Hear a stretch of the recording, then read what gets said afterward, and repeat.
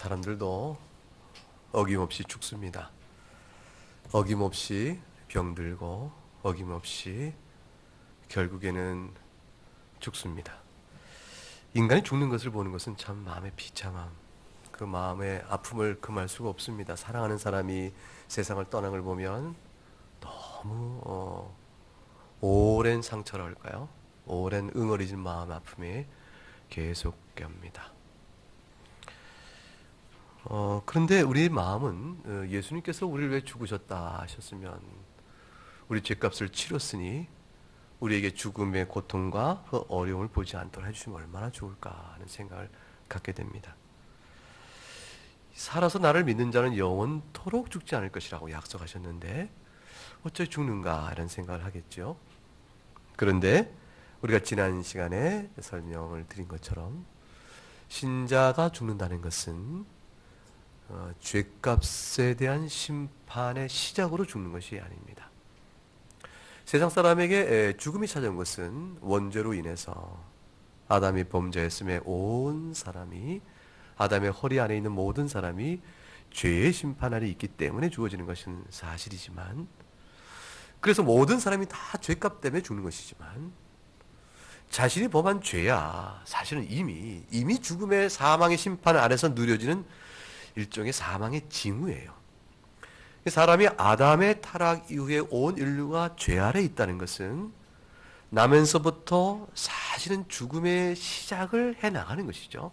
생명의 기운이 점점 커져가고 있지만 사실은 크게 보게 되면 나면서부터 죽음이 시작돼가고 있는 것인데, 여기 예외 없이 모든 인류가 다 그런 것이기 때문에 원죄로 인한 것은 모든 사람을 사망의 심판 안에 가둬버립니다. 그러면 우리가 살면서 각자 자기 소견대로 짓는 모든 죄는 무엇인가 하면 이미 사망의 심판 아래 있는 자들이 자신이 얼마나 죽음의 권세 아래 시달리고 있는 자인가, 얼마나 사망의 심판 아래 자기가 비참한 자인가를 드러내주는 그 증상들을 더 보여주는 것이에요. 사실은 자기가 스스로 범죄함으로 과연 죄 아래 있는 자구나, 자신이 더욱더 더러운 욕망으로 자기 삶에서 많은 일을 행함으로 인해서 과연 죄 아래 있는 자구나, 그걸 드러내는 증거를 보여주고 있는 것이라 볼 수 있습니다. 자기 스스로 범하는 자범죄라는 것은 하나님 앞에서 영원한 심판의 무게를 더하는 것이요, 결국에는 죄 아래 있는 자임을 스스로 입증하는 것이라 볼 수가 있죠. 그래서 사람이 죽는다라는 것은, 모든 사람이 죽는다는 것은 신자이건 그렇지 않은 사람이건 사실은 예수 그리스도 안에 있건 밖에 있건 죽는다는 것은 애초부터 원죄적 죽음의 결과로 우리에게 주어지는 하나의 틀이 됩니다. 그런데 하나님께서는 그 가운데서 일정한 무리를 구원하신 겁니다. 일정한 무리를 구원해내셔서 예수 그리스도의 복음으로 말미암아 한 사람이 죽음으로 말미암아 많은 사람이 구원 얻는 큰 은택을 우리에게 베풀어 주셨어요. 그래서 신자는 생명을 얻는 겁니다. 이 생명을 얻어서 우리가 결코 살아서 먹는 자는 죽지 않는다는 주님의 약속을 받고 있는데, 그런데 우리가 육신 가운데 죽게 되는 것은 불신자와 마찬가지로 죽게 되는 까닭은 한 가지 이유 때문에 그래요. 신자가 죽지 아니하면 주께서 예비한 영생을 좋게 누릴 수 있는 과정으로 들어가지 못하기 때문에 그렇습니다. 둘 중에 하나가 되는 것이죠.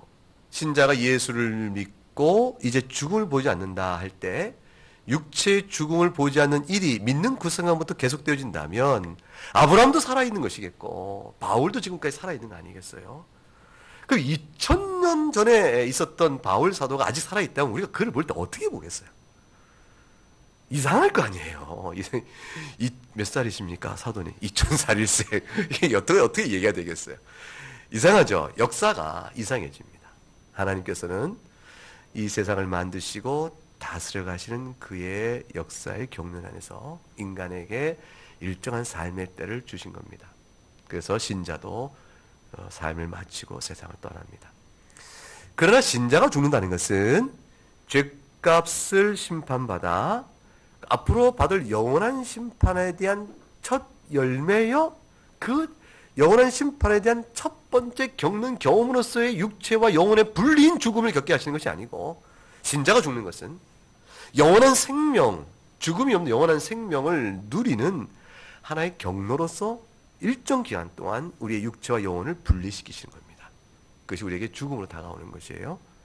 우리 육체가 땅에 묻고 그리고 우리 영혼이 주의 낙원에 이르게 될 때 우리는 임종의 그 순간 위에 바로 즉각적으로 그리스도 안에서 영원한 생명의 족함을 누리게 되어집니다. 근데 이것은 사뭇 놀라운 것이 아니에요. 의외적인 게 아니에요. 아니 이런 일이 있었나 이렇게 아는 것이 아니고 사실 신자가 이미 아는 것이에요. 우리가 여러분이 아는 것입니다. 예배하면서 마음의 소망과 기쁨이 있죠. 하나님의 말씀 들으면 우리 안에 영적 즐거움이 영혼 깊은 데서 올라오기 시작하잖아요. 그리고 오늘도 세상과 세상에 속한 것을 사랑하지 말고 하나님을 사랑하라. 이 권면의 말씀을 들으면서 우리 안에 있는 부패한 죄성도 하나님 앞에 그대로 정당히 내려놓으면서 눈물 흘리고 회개하잖아요. 그럼 힘을 얻어가면서 우리 안에 있어진 성령의 능력으로 조금이라도 하나님의 영생을 아는 자요, 사랑을 아는 자로 우리 안에 변화의 역사가 나타납니다. 내 안에 회개 역사와 주의 계명에 순종하는 일들이 벌어지면 하나님을 사랑하는 증거가 나타나는 것인데 그것이 곧 이 땅에서 누려지는 영생에 대한 확실한 증거예요. 내가 죄를 더 이상 사랑하지 않는다는 것은 내 안에 성령에 의한 영생이 누려지고 있다는 사실은 확실한 증거죠. 그래서 신자의 죽음이란 것은 형벌의 심판이 아니고 영원한 생명을 누리기 위한 하나님이 섭리적으로 정하신 절차요 경로라 이렇게 볼 수가 있습니다.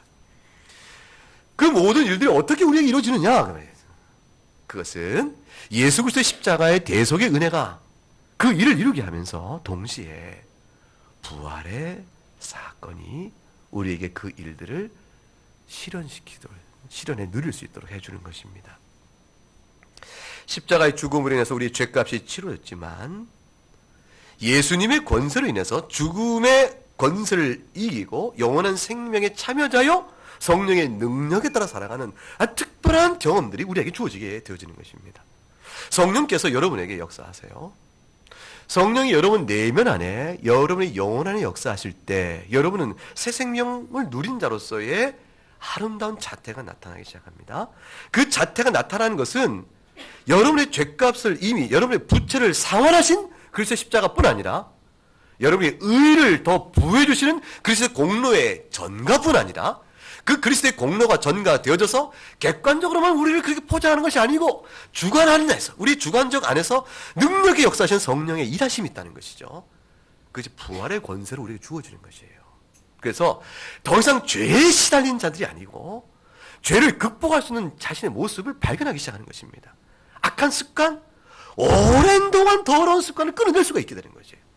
신자가 변화의 삶이 가능한 것입니다. 예수님도 성격을 못 고친다 이런 말을 해요. 여러분 어떠세요? 예수님 성격 고쳐요? 못 고쳐요? 서정란 교우님, 예수님께서 서정란 교우님 성격을 고치셨어요? 응.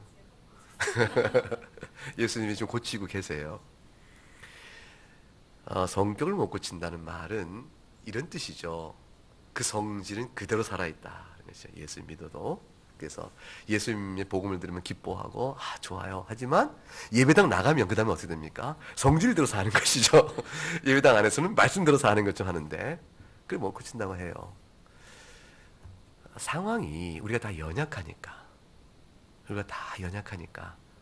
하나님 주어진 성정의 그 틀을 어떻게 우리가 다 바꾸겠어요? 그리고 우리가 다 어떻게 다 천편일률적인 예수 믿기만 하면 똑같은 성격과 똑같은 사람으로 우리가 어떻게 다 빚어지겠어요? 우리의 개성은 서로 차이로 인하여 헐뜯을 이유가 없고 서로의 차이점이 다양성으로 하나가 되어지는 특별한 일치, 그것을 누리는 공동체적 행복, 하나님 그것을 우리가 허락하시니까 어차피 유한한 개별자인 인간은 서로 다를 수밖에 없는 것이죠. 그런데 공통성이 있는 것이에요. 하나님께서 이렇게 말씀하시니 우리가 어떻게 하면 좋겠습니까? 그 성격 급한 사람도 주께서 그렇게 말씀하셨나? 난 몰랐는데 이제 알았네. 내 해야지. 이렇게 하는 것이고 성격이 차분한 사람 뭐라고 말합니까? 그런가 하고 대답을 안 하죠. 그 다음날 그럼 해야겠네 이럴 수 있는 거죠. 주의 말씀 앞에 무릎을 꿇는 일, 죄를 죄로 인식하는 일, 교회가 말씀 앞에 하나가 되어야 한다는 사실 앞에 다 동의하고 나오는 일, 그런 일들은 성격이 어떠하든지 공통적인 열매로 모아져야 됩니다. 그러다 보면 성격이 조금씩 비슷해져 가요. 같이 살다 보면 닮는다 그런 것처럼 한 교회 안에서 같이 성도가 교제하고 말씀을 교통하다 보면 닮아가는 겁니다. 생각이 일치가 되는 겁니다. 가치관이 일치가 되는 것이죠. 그래서 하나님 앞에서 교회적인 일을 어떻게 결정해야 될까요? 방향을 어떻게 나가야 될까요? 무엇이 중요할까요? 이런 것에서 이의가 점점 줄어들고 동의가 점점 확장돼가는 그런 경험을 가질 수가 있게 되어집니다. 이게 다 무엇이냐면 부활하신 주께서 그리스도 십자가로 죄를 씻으시고 그리고 그리스도의 공로를 우리에게 덧입혀 의롭다고 만들어 주시면서 동시에 우리 내면 안에 그리스도의 영이신 성령을 보내어 부활 생명을 나타내도록 하신 결과인 것입니다. 그러니까 중생자가 하나님의 자녀로 새 사람으로 살아간다는 것은 우리가 영생을 누린 자라는 증거인데 그 영생이 바로 죽은 자를 살려주시는 세상 사람이 못 누리는 새로운 생명이기 때문에 부활 생명인 것이죠. 부활하신 그리스도를 말미암아 우리에게 주어지는 것입니다. 사도신경은 죽은 지 사흘 만에, 그죠? 장사한 사흘 만에 다시 살아나신다라고 우리가 이어서 고백을 합니다. 근데 여러분, 예수의 부활을 믿을 수가 있어요?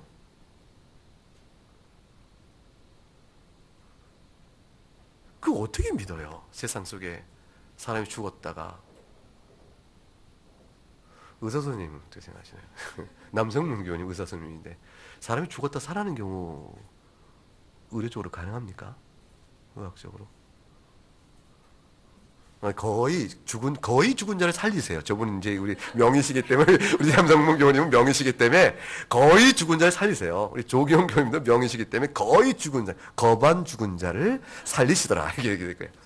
그런데 거반 죽은 거 말고 완전히 죽은 자는 어째요? 그러니까 병원이 말이죠. 정말 손 못 대는 거 보면 완전한 죽음은 손 못 대는가 봐요. 그러니까 병원마다 좋은 뭐가 있어요? 영안실이 있어요. 못한다는 거죠. 못합니다. 부활을 어떻게 믿냐 그 말이에요. 근데 부활은 우리에게 경험될 일이지만 과거에 있었던 한 사건에 대한 증언으로 우리에게 주어졌어요. 예수님이십니다. 과거에 2000년 전에 예수님께서 인성을 가지고 이 땅에 계시면서 그가 인성에 따라 모든 환난과 죽음까지 경험하시고 그리고 인성에 따라 살아나신 거예요. 이게 사람이 살아나게 된 건데 아니 하나님이신 그분이셔야 영원한 죽음이 없으시죠. 그러나 인성에 따라 살아나셨단 말이죠. 이걸 어떻게 믿는가? 그것은 딱 한 가지 조건 때문에 믿는 거예요. 그것은 뭐냐면 증언이에요. 증언의 사실성이죠. 증언 속에 담겨있는 것에 증거가 없고 있는 것이죠. 근데 우리는 역사적 정황에 대한 증거를 수집된 게 없어요. 오직 성경이 말하는 증언 하나 가지고 과연 그것이 믿을 만한 증언이냐 아니냐의 사실성을 판단해야 하는 것이죠. 일종의 법정적 증언과 비슷해요. 이미 과거에 벌어진 사건을 다시 증거와 증언자를 증인 소환하고 증거 수집해서 과거에 있었던 그 사건이 어떻게 된 것이 정확하게 사실을 드러내는 것인가에 대한 재조합을 이룹니다. 검사는 검사도 조합할 것이고 변호사는 변호사 조합할 것이에요. 누가 더 사실입니까? 정확한 것인가를 놓고 재판장이 판단하겠죠. 증거물을 채택하는 것입니다. 마찬가지로 성경에 나타난 사실, 그리스도의 부활의 사건은 우리에게 증거로 남아져요. 그러면 증거물은 따로 없죠. 예수님이 누우셨던 곳에 세마포가 개어 있다는데 세마포가 지금 어딨냐 말이에요. 그 무덤이 어딨냐 말이에요. 가봐서 사실 현장을 답사할 그런 모든 증거물은 없어요. 다 하나 남은 게 성경의 증언입니다. 성경을 믿느냐 믿지 않느냐가 결판을 냅니다. 하나님을 믿느냐 믿지 않느냐가 결판을 내는 거예요. 하나님이 태초에 천지를 창조하셨다를 믿느냐 믿지 않느냐 첫 줄부터 믿음이 되어지면 성경은 다시 보이는 책이고요. 첫 줄에 하나님이 천지를 창조하셨다를 믿지 아니하면 성경을 아무리 읽어도 받을 수 없는 이야기의 문서에 불과합니다. 그런데 예수님 자신이 자신의 부활을 얘기해요. 예수님께서 너희가 이 성전을 헐라. 내가 며칠 만에 다시 일으키리라? 사흘 동안에 일으키리라. 요한복음 2장 19절 말씀이에요. 예수님이 그렇게 말씀하셨어요. 성전을 헐라? 내가 사흘 만에 일으키리라. 그것은 곧 실제 자신의 몸을 가리키신 말씀이라 이렇게 되어졌습니다. 주님은 자신의 부활을 얘기하신 것이죠. 마태복음 16장 21절에 들어보세요. 이때로부터 예수 그리스도께서 자기가 예루살렘에 올라가 장로들과 대제사장들과 서기관들에게 많은 고난을 받고 죽임을 당하고 그 다음에 뭐라 하셨냐면 제 3일에 살아나야 할 것을 제자들에게 비로소 나타내시니라. 순환 예고를 하시고 아울러 부활을 예고하셨습니다. 제자들이 다 기억이 두지 못해요. 그리고 죽으심 앞에 흩어져 버리고 마는 겁니다. 부활하니까 생각지도 못한 일이 됐다고 생각하는 거예요. 주님께서 이미 알려주셨거늘 그들은 그것을 기억하지 못했습니다. 왜 그랬을까요?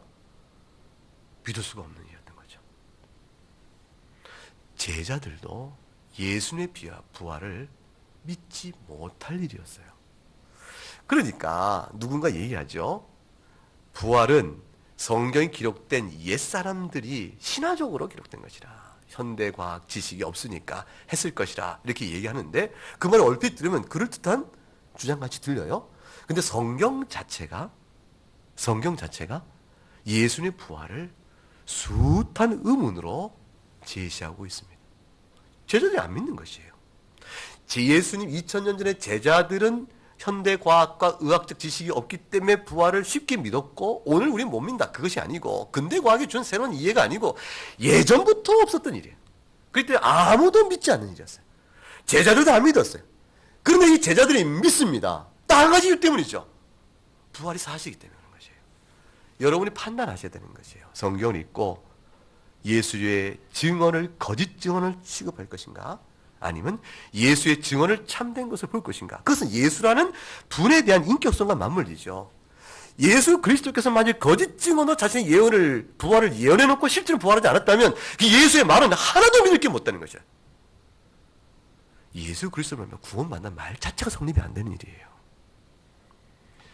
결국 그리스도께서 부활하신 다음에 도마에게 자신을 나타내고 계시고 자신을 보이십니다. 네 손가락을 이리 내밀어 내 손을 보고 네 손을 내밀어 내 옆구리에 넣어보라 하십니다. 도마가 감히 하지 못한 채 엎드려서 하나님이시여 그리스도입니다라고 엎드려 경배합니다. 주님이 그때 말씀하시죠. 너는 보고서야 믿느냐. 보지 않고 믿는 자가 복되다. 그 말은 무슨 말이죠? 성경이 기록된 말씀이 참인 줄 알고 그것을 참된 증언으로 믿는 자가 복되다 하셨습니다. 이 모든 일을 하나님께서 네게 알려주신다라고 말씀하시죠. 하나님께 기도하며 말씀하시기를 아버지 하나님 감사하나이다. 이 모든 일을 안다는 자에겐 감추시고 미련하고 어린 자에게 말씀하시니 감사하다. 이렇게 고백하게 됩니다. 예수님께서 스스로 자신의 부활을 증언했을 뿐만 아니라 사도들도 증언했죠. 사도 베드로가 오순절 성령 강림 날 사도행전 2장에 설교를 합니다. 너희가 불법한 자의 손을 빌어서 못 박아 죽였으나 하나님께서 그를 사망의 고통에서 풀려내셨으니 그를 사망에 메어둘 수가 없는 자이기 때문에 그렇다. 왜냐하면 성경이 예언한 그대로 그 일이 이루어졌기 때문이라 이렇게 얘기하셨어요. 성경대로 장사 지남대로 성경대로 부활하신 것입니다. 사도 바울이 사도행전 13장에서 말하기를 성경에 그를 가르쳐 기록한 말씀을 다 응하게 한 것이라 후에 나무에 내려다가 무덤에 두었어 하나님이 죽은 자 가운데 그를 살리셨다 되어 있습니다. 고린도서 15장 말씀이 바로 그거잖아요. 성경대로 그가 우리 죄를 위하여 죽으시고 장사 지낸 바 되셨다가 성경대로 사흘 만에 다시 살아나셨다. 그리고 말씀하기를 놀라운 말씀이 뭐냐면 그가 개발을 비롯한 베드로죠. 12 사도에게 보이고 그리고 500여 형제에게 일시에 보였으며 지금까지 대부분이 살아있다 그랬어요.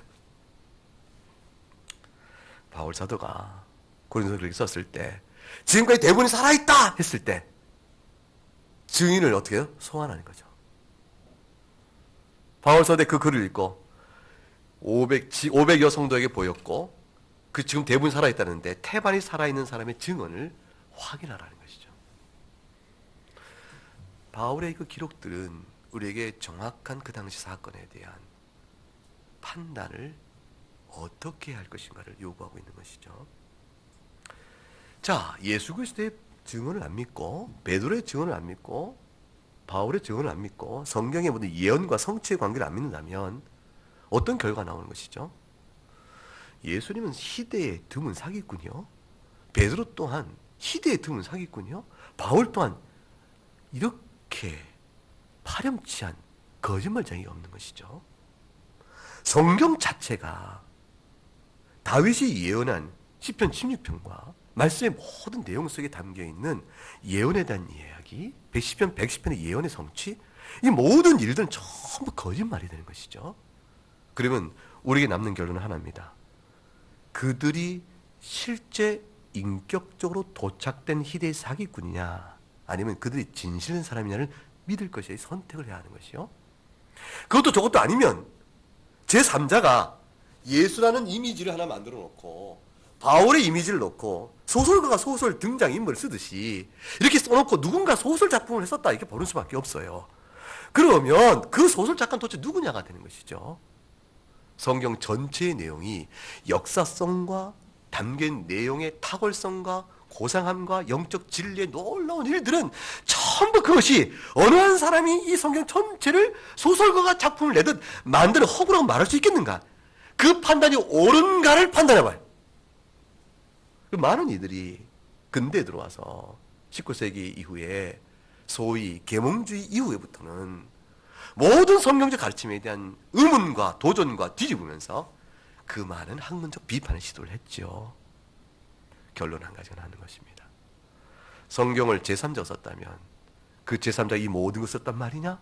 라는 판단에서 예라고 할 만큼 그렇게 증거가 있는가 하는 것이고, 이걸 어느 한 사람이 다 꾸민 거라고 생각한다면 그걸 그렇게 믿는 사람 자체 판단이 건전한 판단이냐를 봐야 되는 것이에요. 가망성 없는 판단입니다.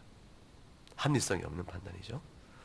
그러면 등장된 인물들이 정확하게 한 말이라면 이제 우리에게 남는 것은 예수님의 인격성과 베드로와 바울의 인격성입니다.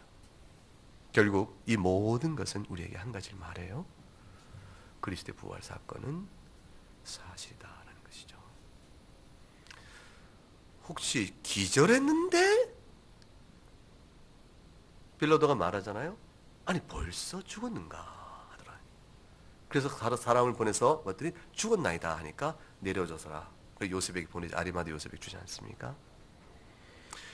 그러면 혹시 죽지 않고 기절해 있는데 죽은 줄로 알고 내려줬는데, 그러다 보니까 수습을 잘해서, 명의가 수습을 잘해서 그래서 나중에 살아난 거 아닌가, 이렇게 생각할까요? 그것도 생각해 보세요. 그렇게 비참하게 거반 때려 죽인 사람이 겨우 수습해서 살아났다면 그 예수를 위하여 그 많은 제자와 그 많은 성도들이 어떻게 죽음을 무릅쓰고 복음을 전해요? 여러분도 그러겠어요? 사도들이 꾸민, 제자들이 꾸민 사기잖아. 우리 스스로 살았다. 사도들이 꾸민 사기인데 그 사기가 바로 유대인의 핍박과 모든 박해 속에서 처절히 죽어가는 입장이 되어질 때 그 거짓된 진리를 지키며 그들이 무엇을 얻고자 했을까? 전체 흐름은 딱 한 가지입니다. 예수께서 살아나신 것이고요, 부활하셨기 때문에 그의 오순절 성령 강림과 더불어 교회가 탄생한 것이고, 교회 탄생 때 성령의 특별한 역사가 있었기 때문에 담대히 복음을 전하는 역사가 벌어졌고, 그 모든 설교는 구약과 신약의 총체적이며 통관적인 신학 해석을 들어서 하나님의 계시가 풍성히 드러나기 시작한 것입니다. 기록되어 우리에게 신약 성경이 주어진 것이라 볼 수가 있죠. 이와 같은 부활이 우리에게 주는 은택이 뭘까? 오늘 우리에게 오늘날 나그네 같은 한 인생을 살면서 믿음 안에 살아가는 우리들에게 이 부활의 사건, 부활의 역사는 우리에게 무엇을 전해주는 것일까? 여러분, 주보에 보게 되면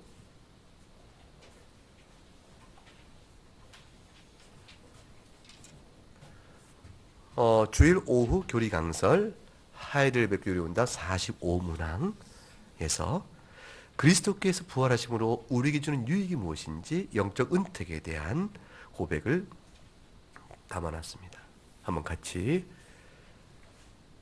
제가 질문하고 답은 같이 읽습니다. 질문 45 하이델베르크 교리문답. 그리스도께서 부활하신 일로 인하여 우리들은 어떠한 유익을 누립니까? 그리스도께서 부활하심으로써 죽임을 이기셨으니 그로 인하여 첫째, 그리스도께서는 죽음의 값을 치르고 우리를 위해 획득하신 그 의로움에 우리들로 하여금 참여하는 자들이 되도록 하셨습니다. 둘째로 우리들도 또한 그의 능력에 힘입어 다시 살아나 새로운 생명을 누리는 자들이 되도록 하셨습니다. 끝으로 그리스도의 부활은 장래에 우리가 영광스러운 부활을 하게 될 것임을 보증하여 줍니다. 십자가로 시작된 우리의 믿음의 출발은 이 땅에 사는 동안은 계속 십자가를 향해 나가게 됩니다. 그것은 부활을 보지 않는다는 뜻이 아니에요. 우리는 임종 때까지 전적인 은혜의 죄사함 외에는 구원받을 길이 없는 죄인한 사실로 이 땅에서 육신의 생활을 마친다. 그래서 우리는 믿음의 시작도 십자가요, 마침도 십자가입니다. 그러나 십자가로 시작된 믿음이 십자가를 끝까지 잘 붙들고 육신의 삶을 마치면 그럼 우리에게 주어진 유익이 무엇이냐? 장래에 육신은 땅에 묻고 내 영혼은 낙원에 이르러 주와 함께 있으면서 주의 재림 때에 우리 낙원에서 보는 그 예수님의 영광스러운 부활의 몸을 우리도 갖게 된다. 그걸 확신할 수 있도록 하게 해주시는 겁니다. 낙원에 가면 너무너무 행복할 거예요. 시편에는 그것이 극락의 세계라 해서 극락이 너무 불교적 용어 같은데 지극히 말할 수 없는 행복의 초소이기 때문에 기쁨의 자리이기 때문에 극락이라. 개혁 성경이 그렇게 돼 있는데 개혁 개정은 지극히 즐거운 것 이렇게 풀어놔 버렸어요. 재미가 없어졌어요. 그런데 내 영혼이 주님을 부활하신 몸을 입고 있는 주님을 바라보고 무성도 함께 그 거룩한 사랑에 충만한 그 은혜를 입고 희락 가운데 지내지만 그러나 간절함이 남는 거예요. 너무 간절함이 남는 거예요. 그 어떤 간절함이에요? 몸을 입고 싶은 거예요. 하나님께서 인간은 몸과 영혼으로 구성하셨기 때문에 몸 없는 영혼만으로는 감각이 육체 감각을 통해서 오는 감각 기능이 없어요. 그러니까 영혼은 인격성이 있고 의식이 있고 또 생각을 할 수 있지만 몸을 통한 감각이 없는 상태이기 때문에 과거의 기억을 갖고 의식을 갖고 있지만 불안정한 상태죠. 인간론적으로 아직 불안전한 것이에요. 그런데 그리스도의 몸을 보니까 너무 아름다운 것이죠. 주님 우리도 주님같이 몸을 입기를 원하나이다. 그것이 낙원에 이르러서 우리가 갖게 되는 그 상태예요. 낙원은 그래서 완전한 상태가 아니죠. 주께서 때가 되어 재림하실 날이 되어지면 우리에게 몸을 다 입히시는데 그 몸은 부활의 영광의 몸이요 지금 우리 몸과는 진료적으로 다른 것일 것이에요. 안심하세요. 여러분 피부에 나는 내 피부가 싫어 그럴 수 있어요? 여러분 나는 뼈가 싫어 이럴 수 있어요? 여러분의 뼈와 살은 지금의 진료로 다시 채워지는 것은 아닙니다. 화장을 하거나 매장을 하거나 아니면 시신을 찾지 못하게끔 그렇게 사고로 흩어져 버린 일이 되어지거나 우주의 미아가 된다 할지라도 그래도 우리의 몸을 다시 입히시는 주께서는 지금 있는 요 화학 물질을 가지고 하신 것이 아니고 부활의 몸이라는 새로운 몸으로 주세요. 그 몸이 영혼과 결합되어서 과거의 나와 지금의 새로운 나 사이에 연속성이 유지되고 있지만 그러나 요때 쓴 내 세포가 그대로 오는 것은 아닌 것입니다. 영광의 몸을 입습니다. 아마도 나이가 들면서 생기는 기미도 없을 것이고 버짐도 없을 것이고 그렇게 되겠죠.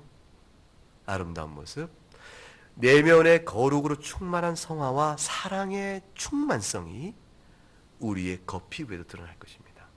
실제로 그렇잖아요. 너 요즘 연애하지? 친구한테 묻잖아요. 너 요즘 무슨 좋은 일 있지? 그렇잖아요. 왜 그래요? 어떻게 알았어? 표를 안 했는데 겉으로 드러나죠.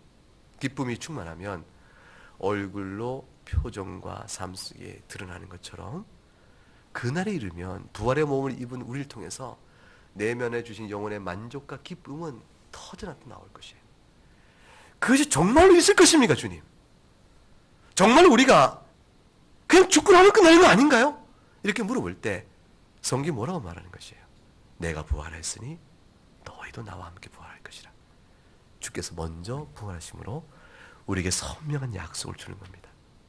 그리고 그 약속 받은 자에게 이 땅에 살면서 우리 안에 새 생명으로 살아가는 부활의 능력, 죄와 싸워 이겨는 능력, 성령에 따라 사는 능력, 그것들을 우리에게 경험토록 하시잖아요. 자, 맥체인 성경표를 읽으라고 지난주부터 질문지가 나갔습니다. 여러분이 읽기표를 줄 때 읽으실 거라고 믿어요. 믿지만 알 수가 없잖아요. 여러분을 안 믿는다는 게 아니라 얼마나 많이 걷는지 알고 싶어서. 자, 그래서 질문지를 줬어요. 질문지 주니까 어떻습니까? 게을러서 미루다가도 어때요? 읽어야 되겠다 싶어 다시 챙겨 읽죠. 진도 관리가 돼가기 시작하죠. 그것이 처음에는 무거운 짐처럼 느껴지지 몰라요. 그러나 좀 지나면 어떻게 됩니까? 말씀 읽는 자의 습관 속에 얻어지는 행복과 위로를 느끼기 시작합니다. 그래서 맥체인 성경 1표를 읽는 일을 해나가는 자기 습관이 내 영혼 안에서 기쁨이 되도록 할 때, 그것이 바로 뭐냐면 내가 훗날 죽어서 예수 그리스도와 함께 부활할 것이라는 약속을 현재 지금 누리고 있는 겁니다. 약속의 확증을, 증거를 누리고 있는 것이에요. 그것이 바로 새 생명으로 살아가는 즐거움이거든요. 신자는 그래서 그리스도의 십자가와 부활이 단순히 관념이 아니고 실제입니다. 그리고 그 약속대로 그 은혜를 누리는 겁니다. 그래서 우리 사도신경에 장사한 지 사흘 만에 어떻게 돼요? 죽은 자 가운데서 살아나시사 고백하는 겁니다. 그 고백 속에 여러분의 큰 신앙적 기쁨과 위로가 넘치기를 주 이름으로 축복합니다. 기도하겠습니다. 하나님 감사합니다. 여러분은 진실로 하나님께서 난 자입니다.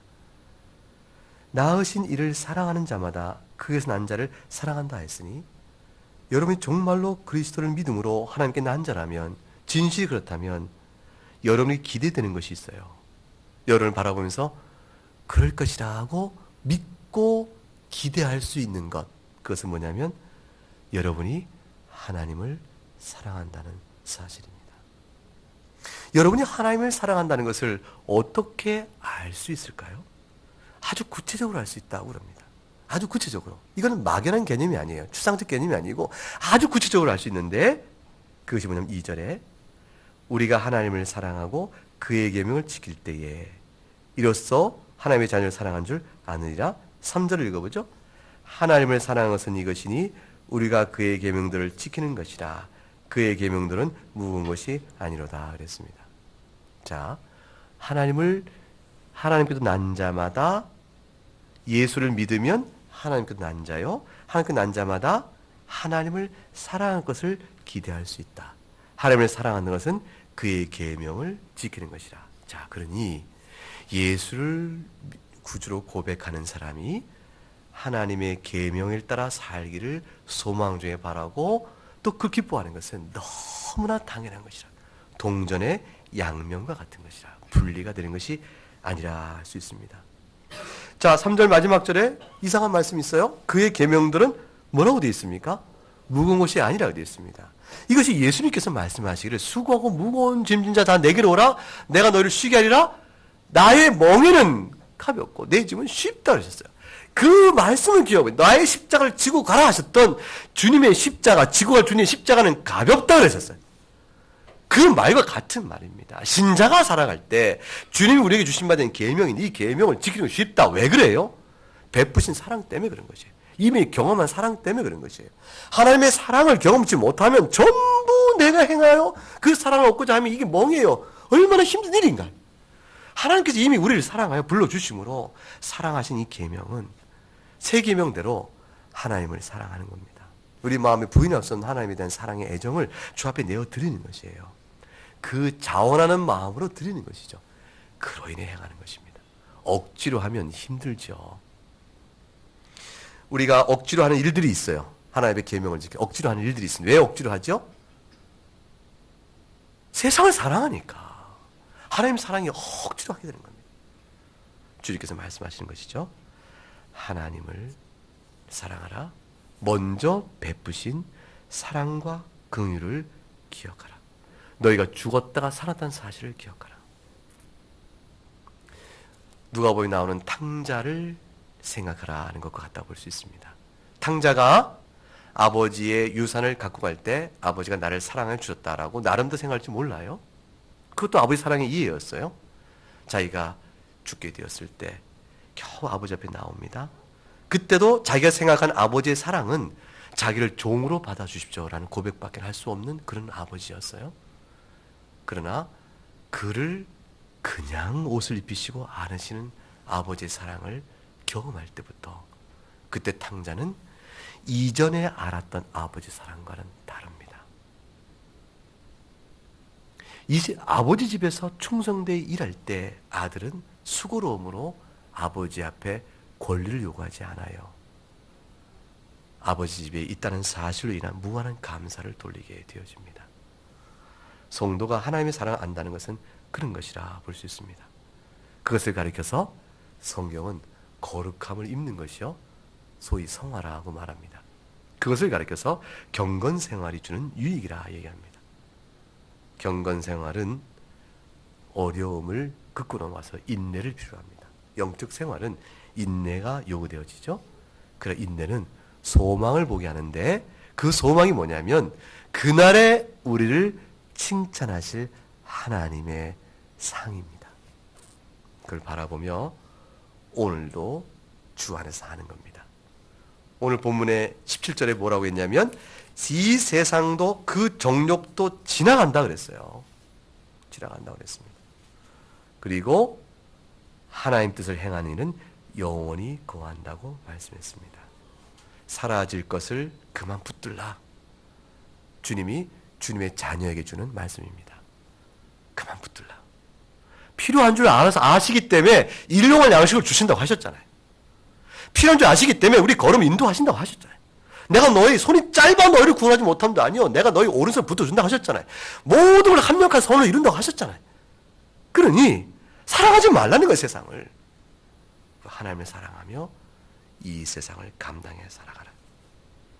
주님께서 우리의 사랑을 기대하고 계세요. 기대하시는 하나님 앞에 감사함으로 기대만큼 또 보답하며 그래 여러분이 영생을 맛보아하는 여러분 될 수 있기를 주의 이름으로 축원합니다. 예수님께서 끝까지 여러분과 함께 하실 것이에요. 고아처럼 버려두지 아니하시고 내가 너희와 세상 끝날까지 함께 하신다 하셨으니 주의 영이 우리를 도우십니다. 우리 함께 찬송